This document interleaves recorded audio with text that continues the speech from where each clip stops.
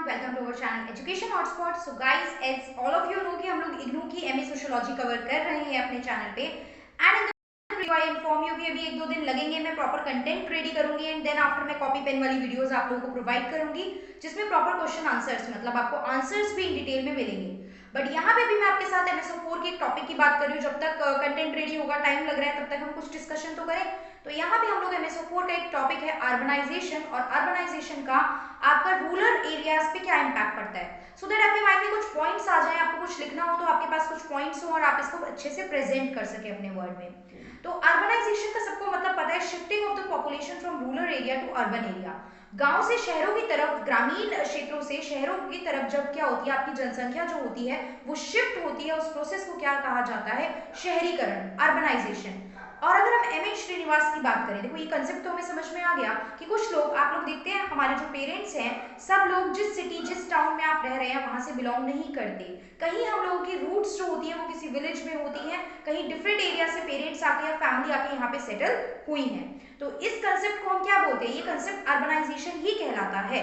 अब अर्बनाइजेशन की बात की जाए तो जो आपके एम एच श्रीनिवास हैं, यस, एम एच श्रीनिवास ने संस्कृताइजेशन का कंसेप्ट भी दिया था, अगर आप लोगों को क्लियर हो तो एम एच श्रीनिवास ने इस कंसेप्ट में बात की थी कि किस तरीके से इंडस्ट्रियलाइजेशन और अर्बनाइजेशन जो है वो रूरल एरिया पे, ग्रामीण क्षेत्रों पे इंपैक्ट डालते हैं। अब हम डिस्कस करना चाहें, मैंने इंपैक्ट में बोला है आपसे, इंपैक्ट पॉजिटिव भी हो सकते हैं और इंपैक्ट नेगेटिव भी हो सकते हैं। बट एक लाइन में यूज करूंगी जो आपको अपने आंसर में जरूर यूज करनी है, कि जो अनप्लैन्ड अर्बनाइजेशन होता है, अनप्लैन्ड अर्बनाइजेशन मतलब जब आप प्रॉपर प्लान करके अर्बनाइजेशन नहीं कर रहे हो, तो वो अनप्लैन्ड अर्बनाइजेशन क्या क्रिएट करता है, वो अनप्लैन्ड अर्बनाइजेशन क्रिएट करता है नेगेटिव इंपैक्ट डालता है। मतलब किस तरीके का इंपैक्ट डालेगा, वो आपके रूरल एरियाज में नेगेटिव इंपैक्ट डालेगा। क्या क्या नेगेटिव इंपैक्ट पड़ते हैं, देखिए आपकी बहुत सारी पॉपुलेशन जो खेती में लगी हुई थी, फार्म एक्टिविटीज में लगी हुई थी, वो शिफ्ट हो जाएगी और वो शहरों में जाके काम करने लगेगी। तो फार्मिंग सेक्टर में काम करने वाली जनसंख्या, पॉपुलेशन हो गई कम, जिस वजह से अल्टीमेटली हो सकता है फूड प्रोडक्शन भी कम हो जाए और फूड की शॉर्टेज हो जाए, ये प्रॉब्लम रहती है। तो फार्मिंग सेक्टर में इनकम की, फार्मिंग सेक्टर में जॉब अपॉर्चुनिटीज की कमी देखने को मिलती है। इसके अलावा वाटर पे और कंजम्पशन पे और सारे डिस्पोजल पे नेगेटिव इंपैक्ट पड़ता है।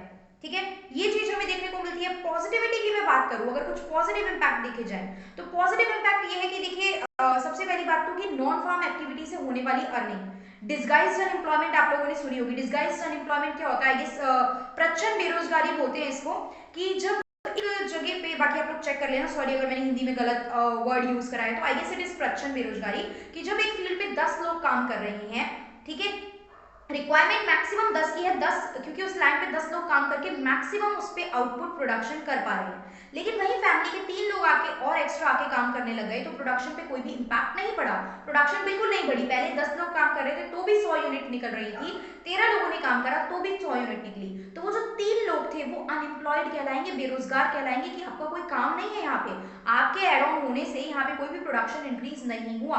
तो दिस इज डिस्गाइज्ड अनएम्प्लॉयमेंट, जो कि रूरल एरिया में बहुत ज्यादा देखने को मिलती है। तो जब आपका अर्बनाइजेशन होगा तो इस तरीके की डिस्गाइज्ड अनएम्प्लॉयमेंट कम होगी। सबसे पहली बात, ये कहीं बुक में नहीं लिखा है, कुछ जनरल पॉइंट है जिसे हम डिस्कस कर रहे हैं, सो दैट आपके माइंड में ये पॉइंट रहे। आप चाहते हो तो कॉपी पेन लेके बैठो और इसको लिख लो। डिस्गाइज्ड अनएम्प्लॉयमेंट, प्रच्छन्न बेरोजगारी में क्या हो जाएगी, कमी आ जाएगी। सबसे पहला पॉइंट तो ये होगा। दूसरा, नॉन फॉर्म एक्टिविटी से आने वाली अर्निंग बढ़ेगी, तो एक रहने सहने का तरीका, स्टैंडर्ड ऑफ लिविंग जो है वो रूरल एरियाज में रहने वाले लोगों का बढ़ेगा। प्लस अर्बनाइजेशन होगा तो उनको टेक्नोलॉजी का इस्तेमाल करना, मतलब गांव के लोगों को कैसे चीजें, टेक्नोलॉजी, वो जो आपके अर्बन एरिया से तो फ्लो हुई है ना चीजें, तो टेक्नोलॉजी अपग्रेडेशन होगा उनका, ये प्लस पॉइंट हो जाएगा। प्लस इसके अलावा आप देखते हो आजकल तो बहुत कॉमन हो गया, बट जनरली अगर किसी के घर का कोई इंसान पहले बाहर किसी शहर में आके काम कर लेता था, तो वो बहुत बड़ी बात हो जाती थी कि वो शहर में रह के काम कर रहे हैं। आजकल तो चलो फॉरेन सेटल होना भी बहुत नॉर्मल हो गया है। तो वही चीज, जैसे आज की डेट में किसी की फैमिली से कोई अमेरिका, कनाडा, इधर उधर 10 जगह पे सेटल है, बाहर फॉरेन कंट्री की मैं बात कर रही हूँ, तो वही वैल्यू थी उस टाइम पे कि कोई इंसान गांव से आके शहर में सेटल हो रहा है। तो एक सामाजिक प्रतिष्ठा, हिंदी में वर्ड क्या है, सामाजिक प्रतिष्ठा, and what is the word in English, social Prestige भी होती थी। तो इस तरीके से क्वेश्चन बनेगा, बना भी हुआ है, आप लोग चेक करो, इस दिसंबर 2018 का ये पेपर है MSO4 का, वहां पे क्वेश्चन है कि what is urbanisation and what is the impact of urbanisation on the rural areas. तो आपको इंपैक्ट में पॉजिटिव और नेगेटिव दोनों पॉइंट मेंशन करने हैं। आई होप ये कंसेप्ट समझ में आया होगा, पॉइंट्स माइंड में रेडी हुए होंगे, क्लियर हो गया है तो भी कमेंट करके बताइए, कुछ डाउट है तो भी आप बताइए। बाकी डोंट वरी, इस तरीके से सारी डिस्कशन नहीं करेंगे। आई नो आप लोगों को रिटन मटेरियल में नोट्स चाहिए, most of the people are working, जिनको कंटेंट चाहिए होता है अपने आप से नहीं लिख पाते हो, तो I will provide the notes also. Okay, so this is all for this video, thank you for watching.